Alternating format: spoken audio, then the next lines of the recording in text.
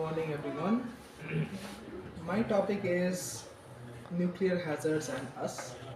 I'll try to focus on us a bit because this problem is extremely unrelatable to us. Okay? Like, I had this prayer that if ever there is a nuclear holocaust or something, either let it be on me or let it be far away from me. I don't want to be in the middle. Okay? Good statement Y So, कोई बता सकता है क्यों ऐसा statement दे रही है या तो मरी जाओ अच्छे से अच्छी तरह मर जाओ या तो this longer as suffering is not only longer है अच्छा बाय द वे तुम लोग कुछ आइडिया है अगर मान के चलो कल को कुछ न्यूक्लियर इंसिडेंट हुआ what you have to do क्या कर सकते हैं I hope he tells us बताएगा चल कल घबराना नहीं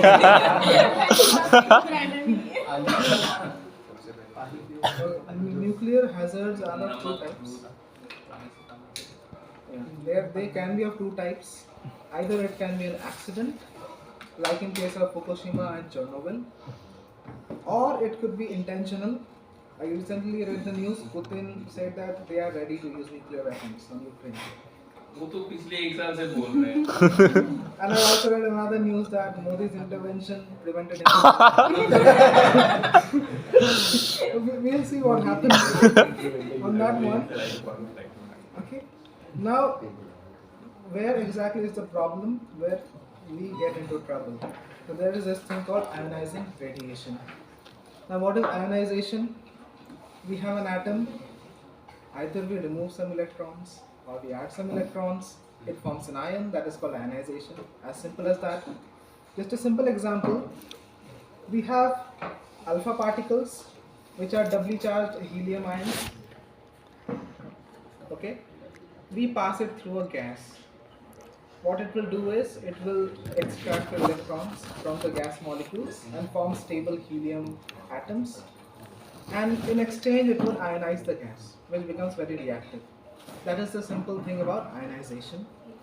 Now, when an ionizing particle or ionizing radiation interacts with our body molecules, they will cause chemical changes in them, which can affect our genetics. It can cause mutations. I think I have further slides on this one. Like X-rays and gamma rays, among the radiations, have ionizing properties. And especially gamma rays, they have very high penetrating power. And they are very energetic as well. They can cause severe damage to our tissues and all. And among the particles, we have alpha particles, beta particles, and neutrons, which have ionizing properties. Now again, if you see this diagram, you find that neutrons have the highest penetrating power because they are the smallest, basically. And alpha particles have the highest ionizing power because they are doubly charged, but they are large in size, so they cannot penetrate much, basically. And also in the diagram, now we have read in class 11 and 12 that lead equipments are used while working in the nuclear reactors, but even that is not able to prevent neutrons from getting inside, but concrete helps. And that's the reason that any nuclear reactor or the chimneys, they are made up of thick concrete because they can stop the radiations.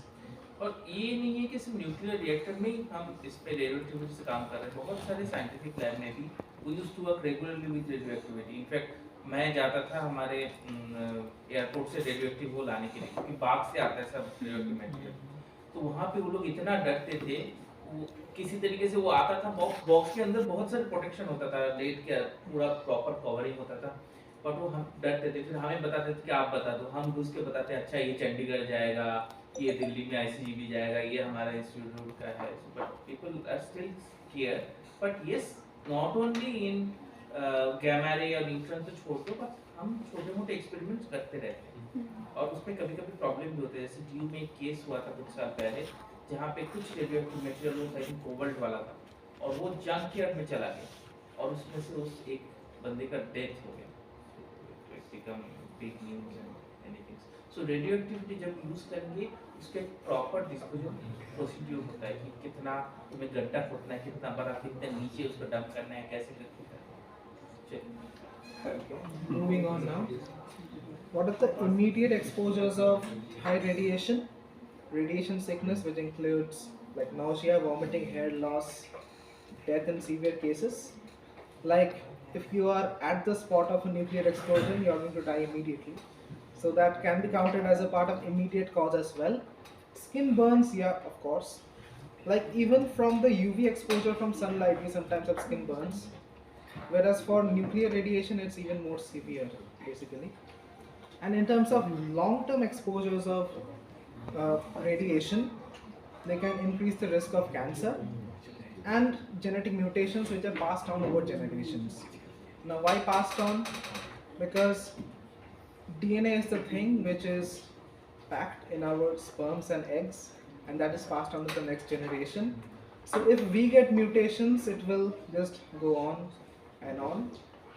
Its heart will go on and on to the next generations. I have a short photo gallery in terms of the effects of nuclear radiation. Viewer discretion is advised. This can get nasty.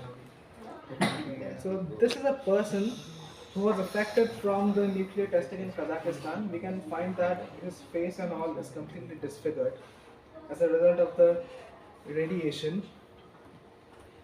This is a person who suffered from the aftermath of Tsar Bomba nuclear test. By the way, this is the largest ever thermonuclear bomb which was ever tested. And if I remember properly, like glasses were shattered as far as Scandinavia. Such were the shock waves of this particular explosion. And this is a survivor from Japan, and he suffered serious burns and everything. You can see the rib cage and those portions. And finally, we have these two pictures. Now, the right hand picture shows us burns on the skin, which comes under immediate effects. The left picture has a story basically.